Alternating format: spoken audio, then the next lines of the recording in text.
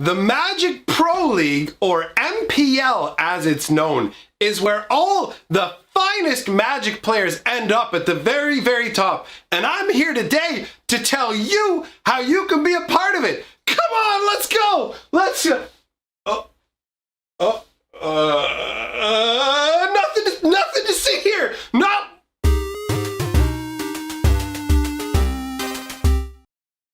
Greetings, owners of fine luxury cardboard rectangles. We are here today to discuss the Mythic Championship qualifiers, and the Magic Pro League. Now, what started this discussion actually is a tweet from, I'm gonna call him Slater C, honestly, because I'm not exactly I'm not sure how to pronounce his last name, but either way, he is the first one that brought this up as far as I know. And it started with a tweet that said, get your speculations in, but MCQ's Magic Championship qualifiers are no longer on the schedule for Magic Fest Atlanta, which would have been the first to feed the first Mythic Championship of 2019. What could this mean? No more paper MC? New system? So I just want to point out that I think it's the first MC of 2020 that he's talking about here. They've already done Mythic Championships this year, have they not? Unless they changed the terminology, as far as I understand, this would be talking about for 2020. But either way, this was brought up where all of a sudden, these events, the schedule for Magic Fest Atlanta no longer had MCQs listed. So this obviously leads to some speculation. People are wondering about, hey, what's going on? And then more information comes along saying, oh, look, they're actually refunding people who have paid for this. So the people who have paid for the MCQs, or I should say, yeah, the MCQ in Atlanta at the Magic Fest are getting their money given back to them. But there was no official announcement made about this at all. It just kind of quietly was happening where all of a sudden, poof, it's gone off the list and poof, people are getting refunded. Well, what's going on? Turns out, a little bit of digging, a little bit of later on, Channel Fireball Events, who are in charge of running this sort of thing, they come along and say, because Wizards of the Coast has not yet announced their plans for 2020, we have decided not to open registration scheduling for qualifying events. We still believe we'll have qualifying events at Magic Fest Atlanta and beyond, but we're waiting until Wizards of the Coast makes its announcement. Now, this highlights a huge problem with the MC, the Mythic Championship, the qualifiers for it, and the Magic Pro League in general. So I figured it was a good time to take another peek at the dumpster fire that is the Magic Pro League. For people who need a little bit of background information, the Magic Pro League is Wizards' newest initiative to try and inspire Magic players to go to the next level. Now, let me say, competitive Magic is extremely useful for the game. Having a path to the top is extremely useful for the game of Magic the Gathering. How it used to work is we had the Pro Tour, and there was all kinds of people grinding to get onto the Pro Tour. You know, a bunch of them, not everybody, but a lot of them were absolutely insufferable people who would just play, I'm playing the top of the meta, and if you are not as serious about this game as me, I am better than you, and I look down my nose at you, sir.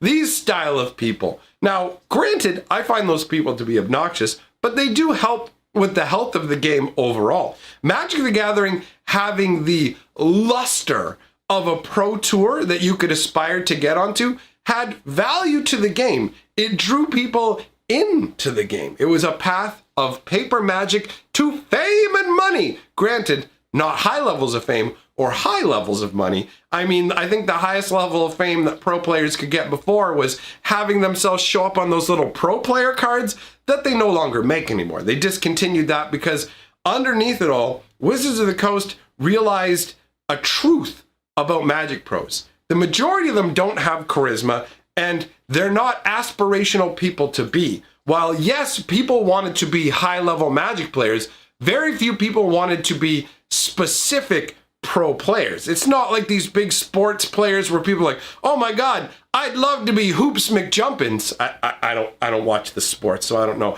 Hoops McJumpins, best NBA star. I'd love to be Hoops McJumpins. Nobody wants to be Cards McSittins, you know? There were very few people in the Magic Pro scene that people actually wanted to be. So Wizards of the Coast realized that they were dumping a bunch of money into a pro tour that wasn't netting them the promotional aspect that they wanted, while not really noticing that, you know what, underneath it all, this gives a lot of people incentive to play competitive Magic, specifically Standard, and helps bolster the ranks of paper Magic players specifically. So we reached the point we're at now, where Wizards of the Coast introduced the MPL. Now, this was originally presented to us as a meritocracy, where you would make it in based on your skill in Magic the Gathering, and it boasted 32 of the best Magic players in the world. They were signed to contracts, $50,000 contracts, with an additional $20,000 contract if they were willing to also be an arena streamer. So 50 grand just to get in the league and play paper Magic and be part of it, an extra 20 grand if you're willing to devote time to playing arena. Now that is not a shabby amount of money. That's a pretty desirable setup if you think about it. At first, on paper, the MPL seemed like it was going to be fantastic. Look at this. This is a league you can aspire to be a part of. We're going to give you $50,000 to $70,000 base minimum. And on top of that, we're going to add in all this extra prize money with huge prize pools. The prize pools for Magic are bigger than they've ever been. So getting into the MPL would be, oh, Juicy McLucy. The juice is loose. Forget Starburst. Get you some MPL, son. Was that Starburst? I think that was Starburst a long time ago. Anyways, the MPL was supposed to be the next stop, where it's like, this is where you go for greatness. Grind on arena, son. Grind in paper Magic. All paths lead to the MPL. Except they actually don't. Wizards of the Coast had a problem with the MPL where they started losing MPL members. They had to kick them out for various reasons. Some people under a shroud of secrecy that we will never hear about, like Owen departed and we heard nothing about it. Then there were very loud departures where people were caught cheating, just straight up cheating, booted out of the MPL, booted out of the Hall of Fame, all this kind of nonsense where it's like, yeah, no, we gotta get rid of you, son. You're bad for our optics. And then on the other hand, you had people willingly leaving, like Jerry T, who originally would talk a lot about how the Pro Tour was not serving pro players' needs, how it needed to be changed. So the MPL came along. Jerry signed up for that, but he eventually left it, citing things like extremely poor communication, Wizards not following through on what they said they were going to do. And then Wizards of the Coast just kind of threw up their hands and went, okay, you know what? We're not going to have the MPL be a meritocracy anymore. We're done with it. It's no longer a place where we're just going to bring in the best of the best. Now we're going to randomly bring in people who are Twitch streamers. We're just going to pick people who have a large following. So they picked, I believe his name is McConan, and they gave him a contract to join the MPL. Now, funnily enough, that guy has not played Arena in over a month. He's Twitch streaming Dota and other things. He's not even touching Magic. He doesn't want to have to do anything with the Magic community, or so it seems, and I can't blame him. There were complete knobs on Twitter who were like tweeting at Wizards and at him going, this guy hasn't played. These absolutely glorious losers were just at Wizards about, oh, this guy isn't playing and blah, blah, blah, thinking that somehow they would end up getting into the MPL. But they wouldn't. Wizards of the Coast isn't inviting people into the MPL based on anything we can discern anymore. They invited one guy from Twitter. They invited a low-ranked player because she's a woman, just straight up because she's a woman. And they even signaled in an article, oh, hey, going forwards, we're going to use this for more inclusion. So essentially, they're creating a diversity/Twitch streamer league. That's what the MPL has become. Now, the Mythic Championships is supposed to be a path to the MPL. Supposed to be, because we don't know. Nobody can concretely point out how you actually get into the MPL. It's bad enough that people in the Magic Pro League already have a huge advantage in that they're already in the Pro League, they're being paid tens of thousands of dollars a year just to play Magic, which will let them stay in the top ranks. And I'm actually not against that. Personally, that's fine. You want to give them a bunch of money and keep your best up there, that's all right. The random inclusions of other people strike me as hilarious. But the real problem with the MPL is there's genuinely no way to know how you get into it. They keep changing what they're doing. They're running around just randomly doing, this is what Wizards does now. They just roll 20-sided die. It's a 19, invite a goat into the MPL. Like, what do we care? Oh, we need more people who don't wear socks in the MPL. We gotta be more inclusive of the non-sockies. So we've reached this scenario where we have absolutely no concept of how to get into the MPL, but it seems like one of the paths is to top out at a Mythic Championship, because they have Mythic Championship points. They have these point systems that don't actually lead to anything. It's like those popsicle stick points back in the day. You can't redeem them for anything. And so nobody knows how to get into the MPL. And you compound that with the fact that now even companies that work closely with Wizards of the Coast, like Channel Fireball, have no idea what they're doing. These are the people who run Magic Fests for Wizards. These are the people who should be in the know with what's going on. But they can't even bank out like 6 to 8 months in advance because Wizards of the Coast can't give them or won't give them concrete information about what's going on. I feel really bad for Channel Fireball and the pro players that are trying to grind their way in.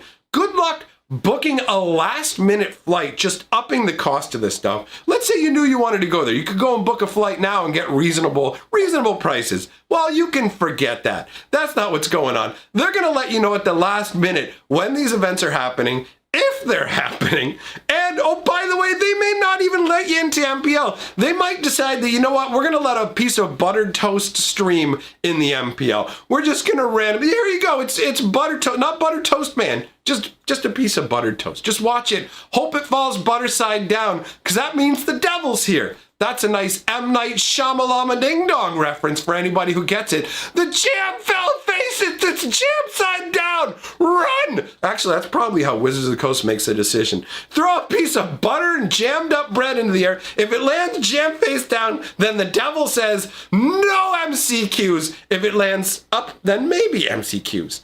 And so we've reached this ridiculous scenario where the MPL exists, but the path into it doesn't. So it's just like this wonderland of amazingness for a handful of people who may or may not get to stay in it. Who knows? They may decide to just start booting other pros out of the league and include other people. They still refer to it as the Pro League and they go, it's 32 of the best players when they're just random shoving people in. It's amazing, honestly. It's amazing how misguided and ridiculous they are with this in particular, to the point where people have to speculate on Twitter going, what do you think's going on? And then Channel Fireball has to come in and go, yeah, we don't actually know either.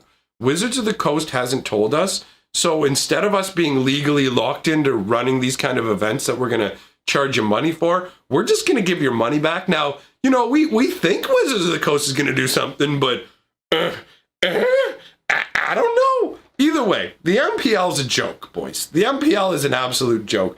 It is pretty funny to me, this whole scenario, but hey, whatever. I feel for the grinders who are left out in the cold. Wizards of the Coast is like, you can't come stand around the fires of the MPL. We're not even going to tell you how to find it. Hide the smoke, boys. We don't want them trying to find the smoke signals to get here. Nobody's allowed into the MPL unless they don't have socks anymore. If you don't have socks, but you do have buttered toast, come on in. You're welcome. Otherwise, beat it. Beat it. But you know who doesn't need to beat it? I'll tell you right now. My patrons and channel members. Thanks for supporting my channel, friends. Special shout out to Kevin McDougall. Thanks for joining up with my channel membership. And remember, my friends, together,